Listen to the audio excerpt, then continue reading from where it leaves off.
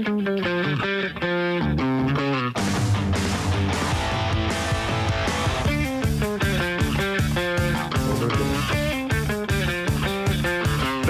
이슈 시원하게 풀어드립니다. 오늘의 커버스토리 박상현 아나운서 나와 있습니다. 어서 오세요. 네, 안녕하세요. 박상현입니다. 오늘은 어제보다 날씨가 어떻습니까?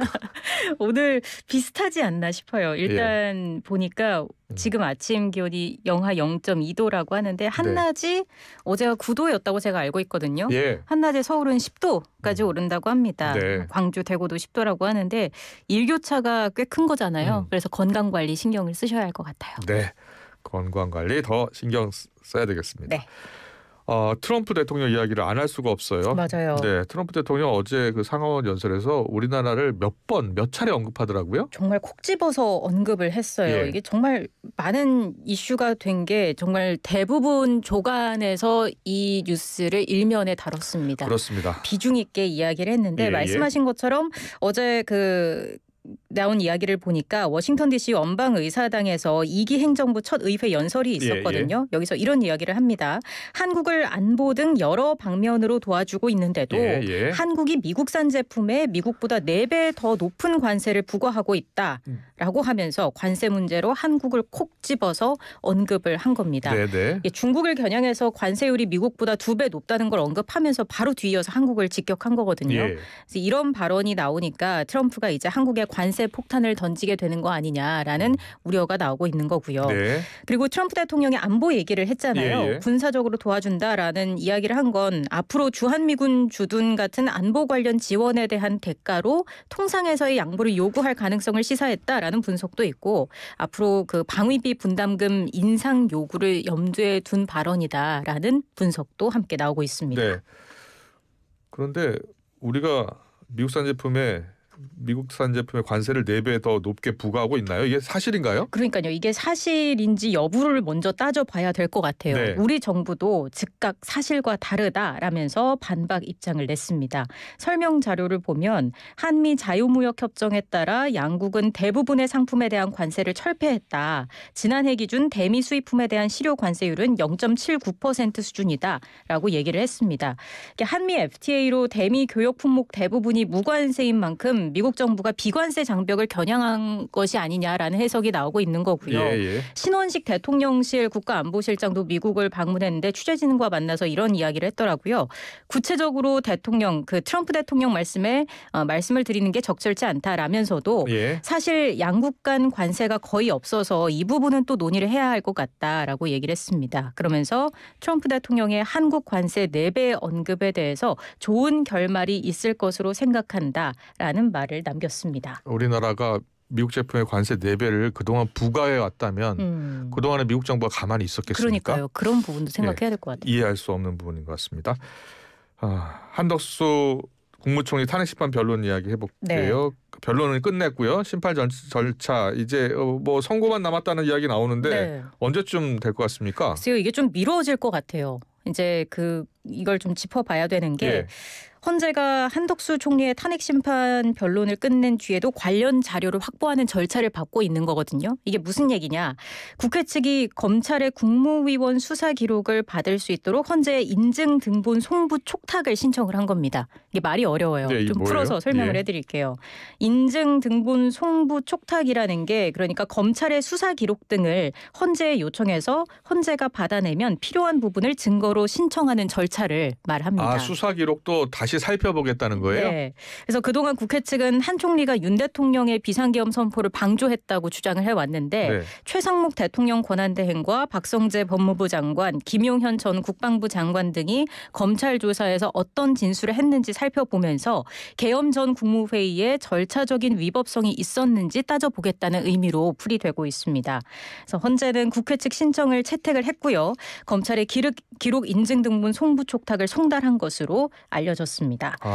그래서 이제 중요한 게 그럼 선고는 언제 내려질 것인가라는 부분인 거잖아요. 그러니까요. 이게 사실 뭐 검찰이 지금 보내야 할 자료가 어떤 것들인지 검토를 하고 있는데 검찰이 헌재에 회신하는 시간과 국회 측에 또 해당 자료를 열람한 뒤에 헌재에 제출하고 재판부가 이걸 또 다시 심리하는 절차까지 거치는 걸 고려했을 때 선고가 늦어질 수밖에 없다는 거예요. 한덕수 총리 그 탄핵 심판 변론 기일 딱 하루만 했죠. 맞아요. 한 차례 변론만으로 끝나면서 이게 그럼 빨리 좀 진행이 되지 않겠냐라는 전망이 있었고 3월 초 그러니까 뭐 이번 주 중이 가장 유력하게 점쳐져 왔었는데 헌재가 이렇게 국무위원들의 검찰 수사 기록 일체를 받아달라는 국회 측의 요청을 받아들이면서 한 총리에 대한 선고가 당장 이번 주에 나오긴 좀 힘들 것이다라는 전망이 나오고 있습니다. 보통 당사자에게 2, 3일 전에 선고 일자를 통보한다고 하니까요. 네. 일단 이번 주에는 어렵게 될 거예요? 그렇네요. 이번 주는 당장 어려울 것 같고 아마 다음 주쯤으로 봐야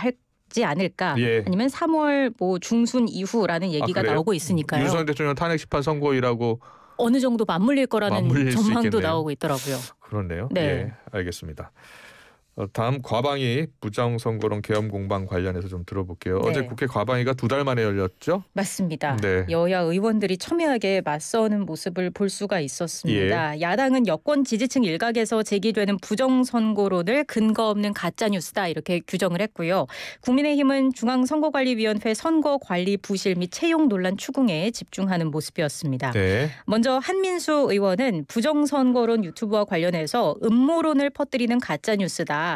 윤석열 대통령이 부정선거 망상에서 벗어나지 못하고 선동을 하니까 믿고 있는 분들이 많다라면서 완전한 민주주의 국가인 우리나라가 윤석열과 그 일당 때문에 나락으로 떨어지고 있다 이렇게 비판을 했고요.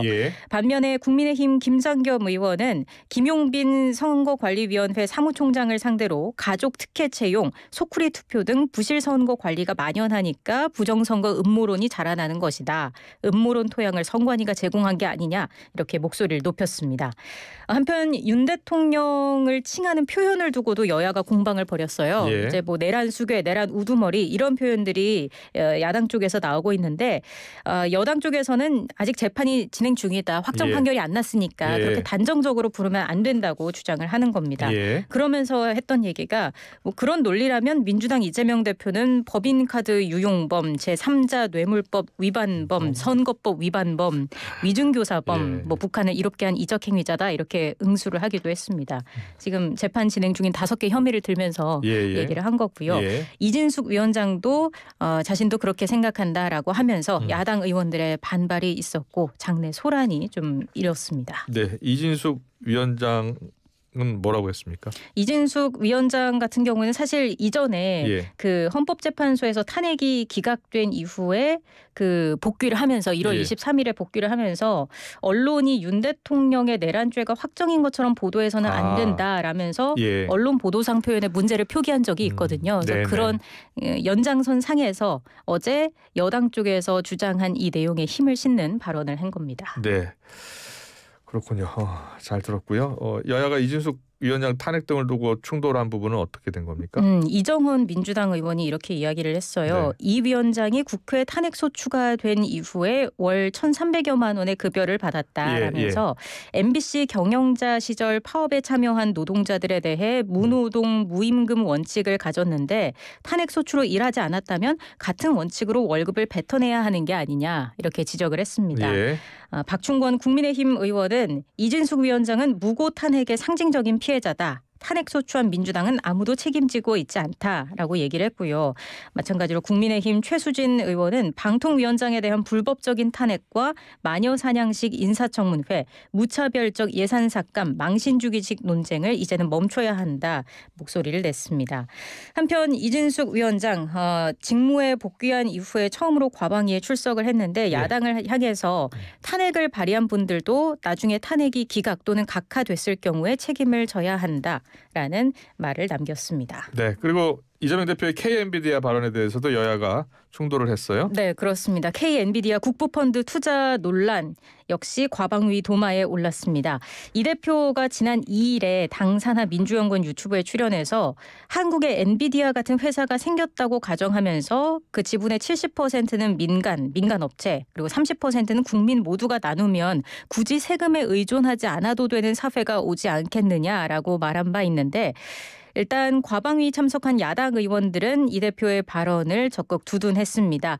박민규 민주당 의원은 미중 갈등 등 기술 패권 글로벌 경쟁이 심화하는 가운데 국가가 기업가처럼 일을 해야 한다라면서 옹호했고요.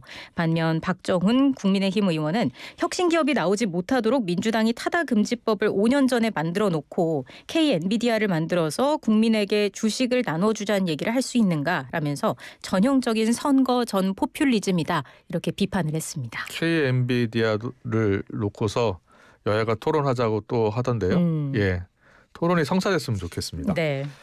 더불어민주당 이재명 대표가 2023년 9월 자신의 체포동의안이 국회에 가결됐던 것과 관련해서 네. 당내 일부와 검찰이 짜고 한 일이다라고 주장했죠. 네, 그렇습니다. 당시 민주당에서 이탈표가 되고 나오면서 체포 동의안이 가결됐었잖아요. 이 대표가 유튜브 방송에 출연해서 이렇게 얘기를 한 겁니다. 증거는 없고 추측이다라면서도 검찰이 수사 과정에서 벌인 일과 당내에서 자신에게 비공식적으로 요구한 것들을 맞춰보니까 다 짜고 한 짓이었다라는 거예요.